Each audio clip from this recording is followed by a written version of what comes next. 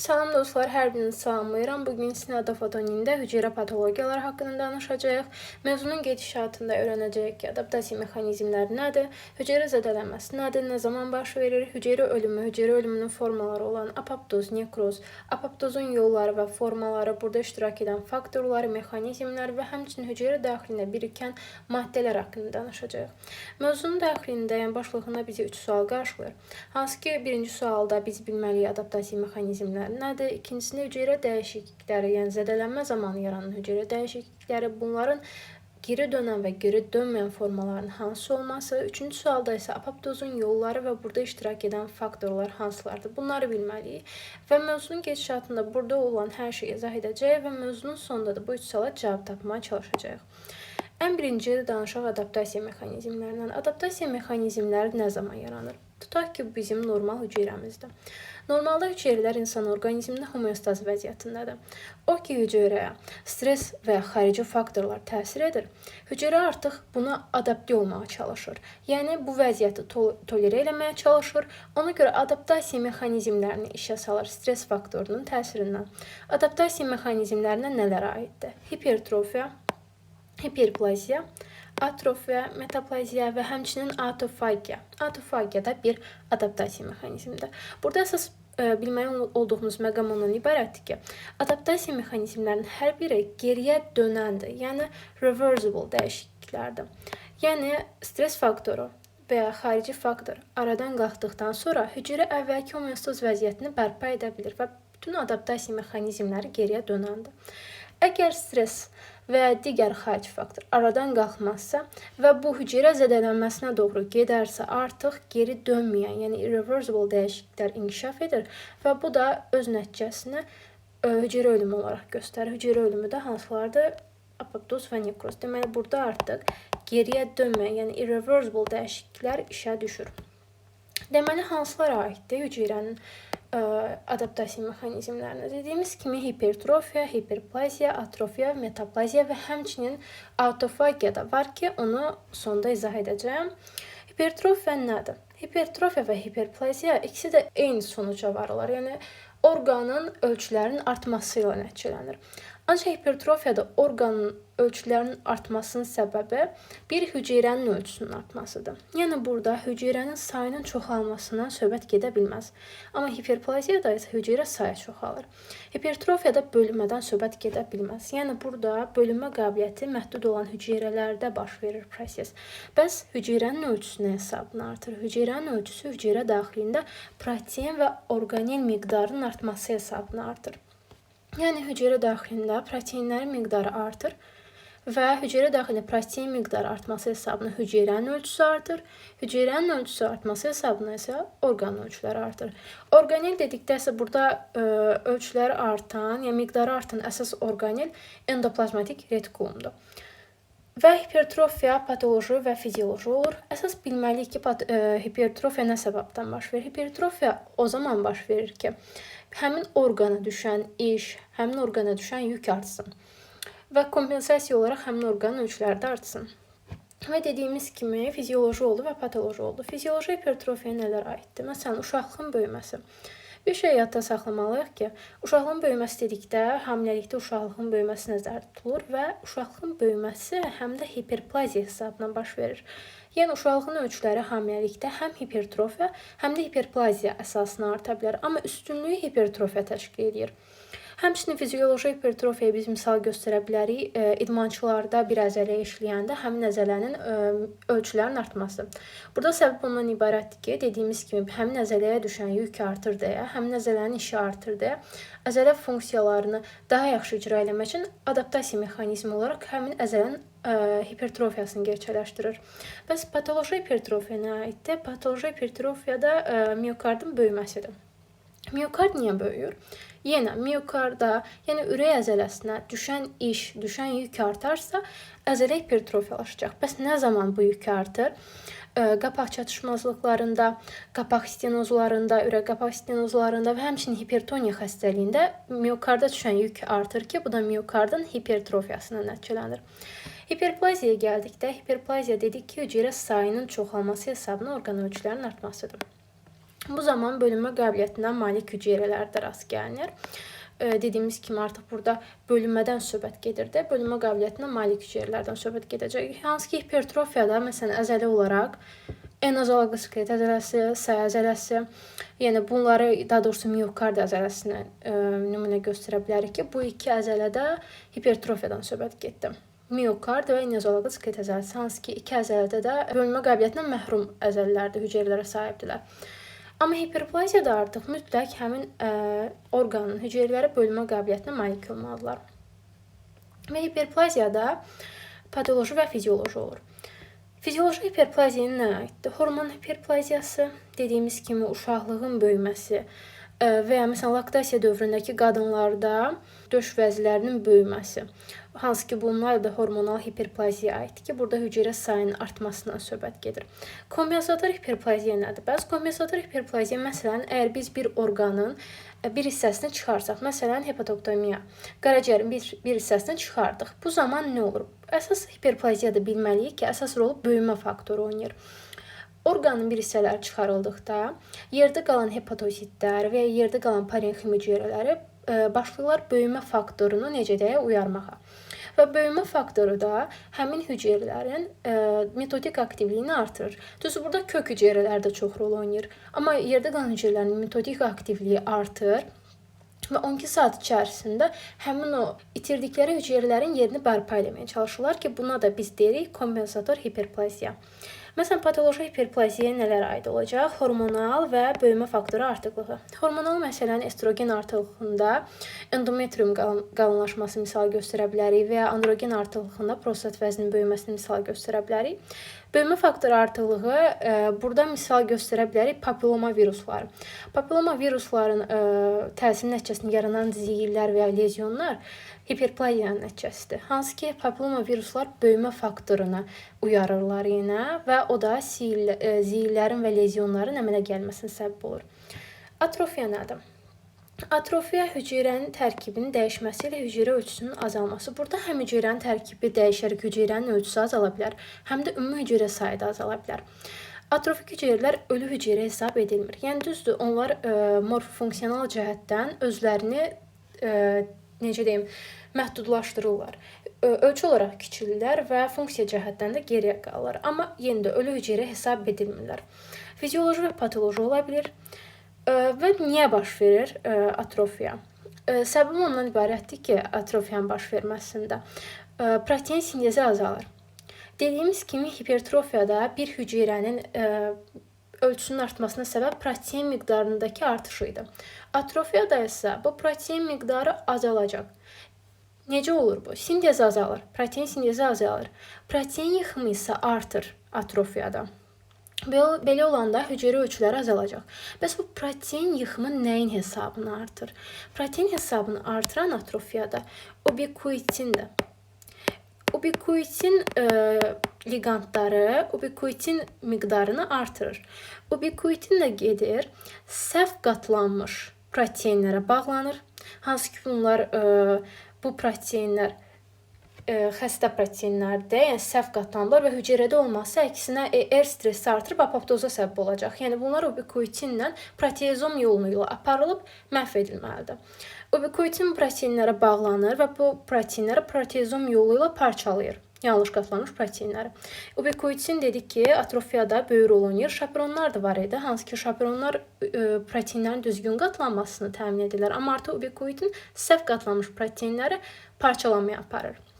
Hansı ki, bu da atrofiyanın patogenizinin əsasını təşkil edir.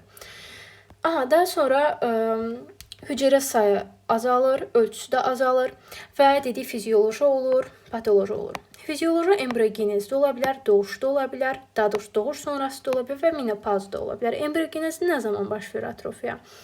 Məsələn, nümunə kimi göstərə bilərik notokordu, yəni xordanı. Hansı ki, embriogenezdə bizdə xorda olur bildiyimiz kimi. Bu, getdikcə tədricən atrofiyaya uğramalıdır. Əgər notokord atrofiyaya uğramazsa nə olar? Uğramazsa, bu da yenə pis bir şey. Çünki kordomaya çevriləcək. Bu da maliyin tümördür, yəni bədxəsəli şişə çevriləcək. Məsələn, bura triglossal kisti də nümunə göstərə bilərik. Hansı ki, doğuş embriogenezdə atrofiyaya uğramalıdır. Uğramazsa, boynun lateral və ya ön hissəsinə kist əmələ gələcək. Məsələn, triglossal duktus əmələ gəlməsinə səbəb olacaq. Ona görə embriogenezdə atrofiyanın rolu böyükdür. Dediyi harda rolu böyük oldu? Notokordun atrofiyasında və triglossal kistin atrofiyasında. Həmçinin doğum sonrasında uşaqlığın kiçilməsində də rolu var.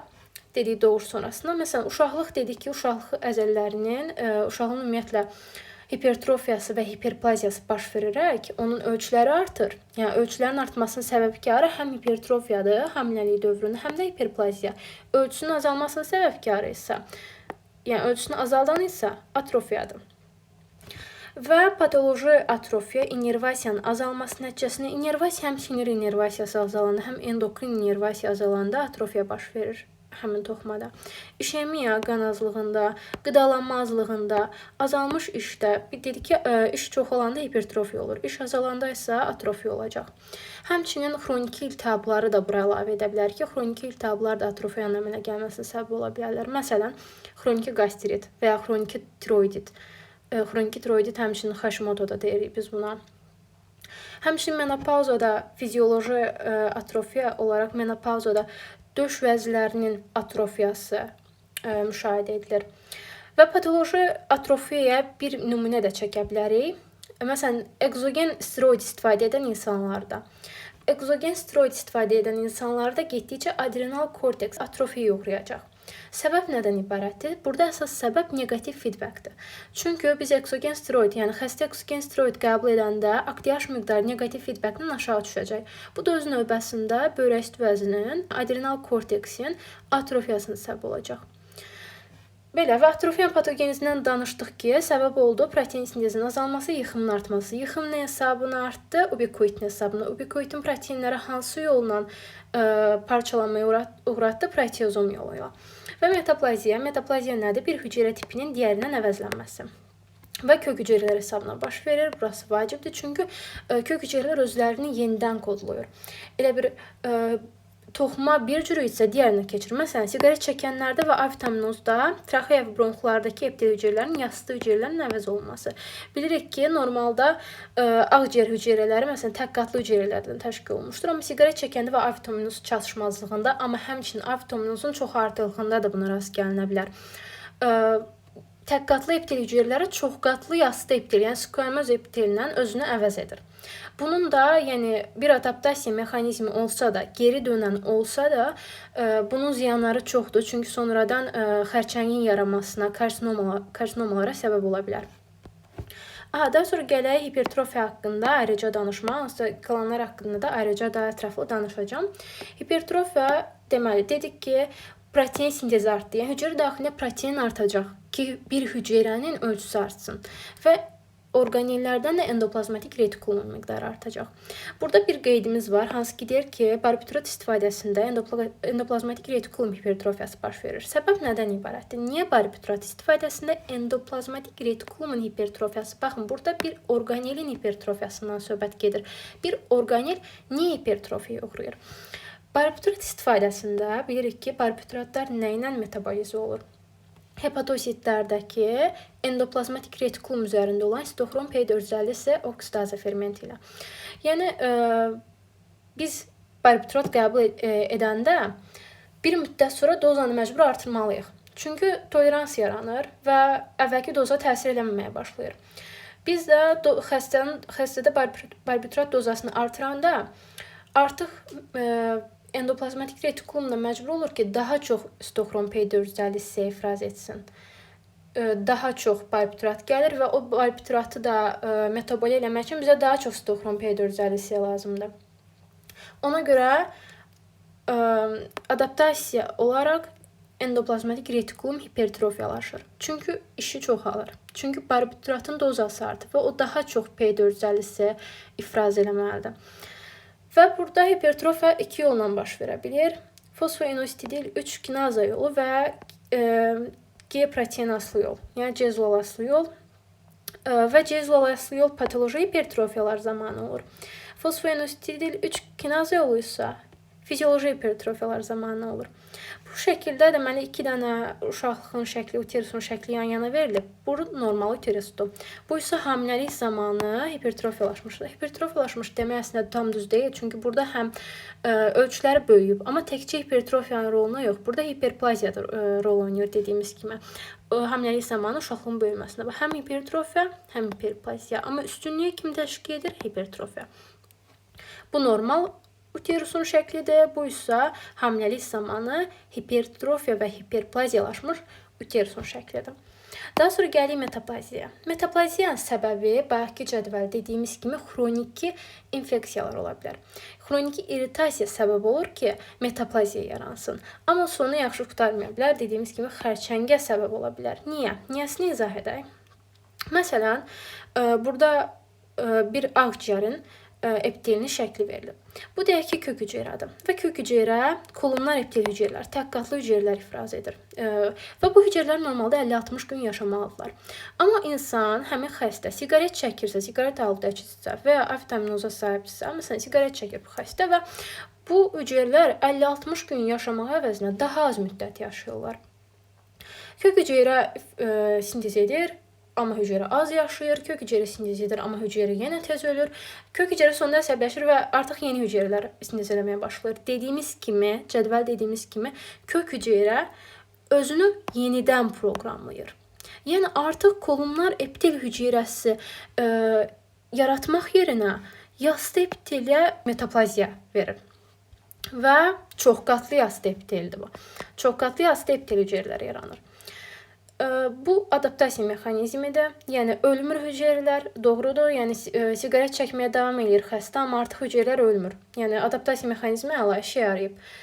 Ancaq pis tərəf nədən ibarətdir? Bu hüceyrələr hətta 90-100 günə qədər yaşayırlar siqaret tutusunda və siqaretin toksinlərinə məruz qalırlar. Siqaretin toksinlərinə məruz qalırlarsa, bu hüceyrələr artıq displaziyaya uğrayacaq və xərçəngə çevriləcək bu. Karsinomalara səbəb olacaq. Və məsələn, gastroezofaqal reflüks zamanı baret metaplaziyası, hətta baret ezofag da deyirdik buna. Bilirik, reflüks zamanı baş verir. Və burada sadəcə fərqli bir məqam var. Bilirik ki, qida borusu nədən ibarətdir? Çoxqatlı yastı epitel, yəni squamous epiteldən təşkil olunmuşdur. Ağciyərdə nəyə metaplaziya verdi? Təqqatlı hüceyrələr çoxqatlı yastı hüceyrələrə, yəni squamous epitelə metaplaziya verir. Ancaq gastroezofaqal reflüks zamanı zaten özofagusun hüceyrələri çoxqatlı yastı epitel hüceyrəsidir. Amma niyə dəyişəcək bu? Çünki reflüks zamanı tez-tez mədə şirəsi qayıdır qida borusuna və həmin daha doğrusu çoxqatlı yastı epitel hüceyrələri də mədə şirəsinə dözümlü deyillər. Belə olduqda zədələnmə olur və xroniki irritasiya yaranır. Yenə səbəb irritasiyadır. Qanaxma ola bilər, hüceyrələr məhv ola bilərlər, zədələnmə baş verir, irritasiya səbəb olur və artıq metaplaziya yaranır. Qida borusundakı çoxqatlı yastı epitel hüceyrələri silindrik hüceyrələrə metaplaziya olur. Və silindrik hüceyrələr gastroezofaqal reflüks zamanı baret metaplaziyasının əsasını təşkil edirlər. Yenə də bu da öz növbəsində displaziyaya və xərçəngə səbəb ola bilər, çünki zədələnmə davam eləyir. Ona görə metaplaziyanın sonu çox vaxt xərçənglə bitə bilər, amma normalda metaplaziya da bildiyimiz kimi adaptasiya mexanizmlərinin geri dönən forması. Yəni zaten adaptasiya mexanizmləri geri dönəndir. Bunu bilməliyik. Amma zədələnmə davam edərsə bu xərçəngə çevrilir. Daha sonra burada Brown atrofidən danışmaq istəyirəm. Atrofiyadan. Atrofiyada normal hüceyrə ilə atrofik hüceyrəni yanaşı qoysaq nə görərik? 2 maddə görərik. Biri lipofoksin pigmentidir. Diğeri isə autofagiya vakuollarıdır. Zaten bura gələcək. Autofagiya dedik ki, adaptasiya mexanizmlərindən biri idi. Sonda onu izah edəcəm demişdim. Amma əsas onu bilməliyik ki, autofagiya həmişə atrofik hüceyrələrdə rast gəlinir. Atrofik hüceyrələrdə autofagiya yaranır və autofagiya vakuollara rast gəlinir. Bu ayrı məsələ. Bəs lipofoksin pigmenti. Lipofoksin pigmenti ümumiyyətlə nədir? Qəhvəyi rəngdə pigmentdir, hansı ki oksidativ stresin göstəricisidir. Hüceyrəyə heç bir ziyanı yoxdur, yəni heç bir təsiri yoxdur. Sadəcə bir nişan kimidir, yəni göstərici kimidir ki, bu hüceyrədə oksidativ stress var. Sərbəst oksigen radikaları var bu hüceyrədə. Yəni zədələnmənin bir göstərgəsidir deyək. Və lipofitsin pigmentinə həmçinin qoca hüceyrələrdə rast gəlinir və qocalıq dövründə atrofiyalar zamanı qocalıqda ən çox qaraciyərdə və miokardda gördüyünüz kimi miokard hüceyrələrində lipofitsin toplanması həmin qəhvəyi rəngli görünümə səbəb olur və buna deyirik brown atrofi. Brown atrofi adı verilir. Daha sonra gəldik burada autofagiyadan danışmağa. Autofagiya dediyimiz kimi atrofik hüceyrələrdə olur. Əsas bunu bilməliyik. Bəs burada mexanizm nədən ibarətdir? Nə baş verir ki, belə autofagiya gəlib çıxır? Deməli, hüceyrə az qidalanma dövründə, qida çatışmazlıqda bir növ özünü yeyir. Orqanellərini yeməyə başlayır ki, onun degradasiya məhsullarından özünə enerji istehsal etsin və enerji tələbatını bununla qarşılasın. Burada fagofor görürük. Proses buradan başlayır. Deməli, fagofor nədir? Fagofor endoplazmatik retikulum tərkiblidir. Yəni, bunu bilməliyik ki, yəni mənşəyi endoplazmatik retikulumdur bunun. Burada EC3 görürük. EC3 burada marker rolunu oynayır. Nə marker rolunu oynayır? Gəlir fagoforun üzərinə oturur və EC3 ümumiyyətlə burada nədir? Light chain, yəni yüngül zəncirdir. Və həmin fagofor içərisinə öz orqanellərini alır. Yaradır autofagosom. Autofagosom lizosomla birləşir. Yəni, hüceyrənin öz lizosomu ilə birləşir və lizosom hidrolaz fermentləri ilə öz orqanellərini sintez edir. Sintez edir, daha doğrusu həzmə uğradır. Və əmələ gələn degradasiya məhsullarından da bir müddət öz enerji tələbatını qarşılamağa çalışır. Ki, burada əsas bilməliyik fagoforun endoplazmatik retikulum tərkibli mənşəli olmasını, EC3 burada rol oynayan markerdir, light chain, yəni yüngül zəncir və burada orqanellər nə ilə həzmə uğradıldı? Hüceyrənin öz lizosomal hidrolaza fermentləri ilə. Və atrofik hüceyrələrdə, qidalanması yaxşı olmayan hüceyrələrdə autofagiya prosesi adaptasiya mexanizmi kimi getməlidir ki, hüceyrə homeostaz vəziyyətini qoruya bilsin. İmmuniteti davam elətdirsin, diferensiasiya tənzimlənsin. Bəs olmazsa nə olar? Burada autoregulyasiyon pozularsa nə olar? Bu artıq səbəb olacaq diabetə, neyrodegenerativ xəstəliklərə, infeksiyalara, daha çox bağırsaq infeksiyalarına səbəb olur və xərçəng xəstəliyinə belə səbəb ola bilər autofagiyanın pozulması.